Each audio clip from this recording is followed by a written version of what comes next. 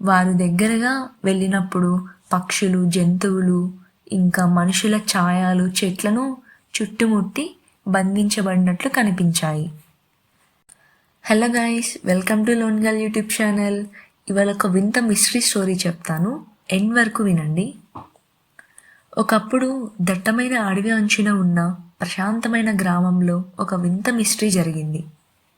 ప్రతి సాయంత్రం సూర్యుడు అస్తమించేటప్పుడు పిల్లల ఛాయలు అదృశ్యమవుతాయి. సాయంత్రం వేళలో ఆడుకోవడానికి ప్రేమించే పిల్లలు ఒకరినొకరు తమ ఛాయలను కనిపించకుండా పోతున్నాయని గమనిస్తారు.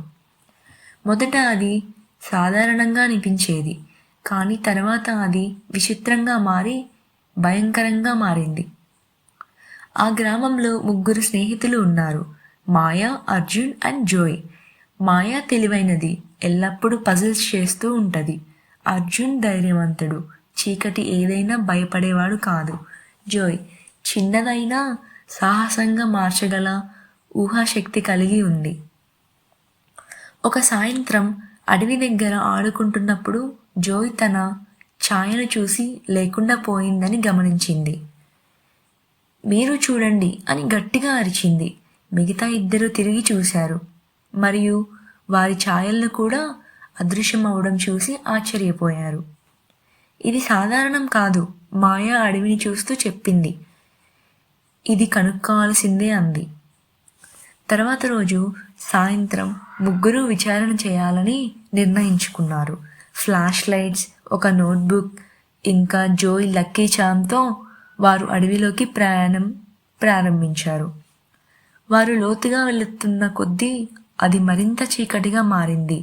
ఇంకా అప్పుడు వారు ఒక ప్రత్యేకమైన దృశ్యాన్ని చూశారు. నీలం రంగులో మెరుస్తూ ఉన్న చెట్టు పసిపచ్చ ఆకులతో ప్రకాశిస్తుంది. ఆ చెట్టు వేరుల చుట్టూ చిన్న వెలుగు బిందువులు అటు ఇటు తేలుతున్నాయి. ఇది మాయాజలమా? అర్జున్ ఆతృతంగా అడిగాడు. వారు దగ్గరగా వెళ్ళినప్పుడు పక్షులు, జంతువులు ఇంకా మనుషుల ఛాయలు చెట్లను చుట్టుముట్టి బంధించబడినట్లు కనిపించాయి. ఒక చెట్టు వెనుక నుంచి ఒక నీడలాంటి ఆకారం కనిపించింది. అది పొడవుగా భయంకరంగా ఉంది, కానీ దయతో కూడిన కళ్ళను కలిగి ఉంది. ఎవరన్నా ప్రశాంతతను భంగం చేశారు అని అది అడిగింది. మా ఛాయలను తిరిగి పొందడానికి మేము వచ్చాము అని జోయ్ ధైర్యంగా చెప్పింది. ఛాయల రక్షకుడు ఓదార్చుతూ చెప్పాడు, నేను వాటిని దొంగతనం చేయడం లేదు. ఈ చెట్ల ఛాయలను గ్రహించి ప్రపంచానికి సంతులనం అందిస్తుంది. కానీ ఏదో తప్పు జరుగుతుంది, ఎవరైనా ఛాయలను దొంగతనం చేస్తున్నారు. అది ఎవరు అని మాయ ప్రశ్నించింది. ఒక నీడ దొంగ రక్షకుని చీకటిగా చెప్పాడు, మీరు ఛాయలను తిరిగి పొందాలని ఉంటే మీరు వచ్చే పౌర్ణమి వరకు ఆ దొంగను కనుక్కోవాలని. పిల్లల ఛాయలను అదృశ్యానికి గల గమ్యాన్ని అడవిలో అన్వేషించారు. మాయ తెలివితో అడవి మధ్యలో ఒక వింత అడుగు జాడలను కనిపెట్టింది. అవి ఒక పాత గృహకి తీసుకువెళ్ళాయి. గృహలో వారు దొంగను కనుక్కున్నారు. ముసలివాడు దొంగలించిన ఛాయలతో కూడిన ఒక ముసుగుతో ఉన్నాడు. నేను ఒంటరిగా ఉన్నాను, అందుకే ఇలా చేశాను, ముసలివాడు విచారణ చెప్పాడు. కానీ ఛాయలను దొంగలించడం సరికాదు, మాయ ప్రేమగా చెప్పింది. వాటిని తిరిగి ఇచ్చేస్తే మేము మీకు స్నేహితులవుతాము అని. ముసలివాడు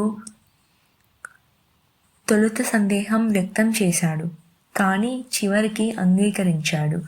అతను తన చేతిని ఊపడంతో అన్ని ఛాయలు తిరిగి వారి యజమానులకు చేరుకున్నాయి. ఛాయల రక్షకుడు మళ్ళీ ప్రత్యేకమై పిల్లల ధైర్యానికి మరియు తెలివికి కృతజ్ఞతలు తెలిపాడు. ముసలివాడు తన తప్పులను అంగీకరించి ఛాయలను ఎప్పుడూ దొంగతనం చేయబోనని హామీ ఇచ్చాడు. ఆపై అతను గ్రామానికి వచ్చి తన కథలు చెప్పడం మొదలుపెట్టాడు. ఆ రోజు నుండి గ్రామంలో పిల్లలు సాయంత్రం సంతోషంగా ఆడుకుంటూ వారి ఛాయలను ఆనందంగా తమ వెంట ఉన్నాయి. మరియు మాయా, అర్జున్ ఇంకా జోయ్ తమ చిన్న పట్నం నాయకులుగా మరొక మిస్టరీ కోసం సిద్ధంగా ఉండేవారు. For more videos, please subscribe to Longal YouTube channel. Thank you.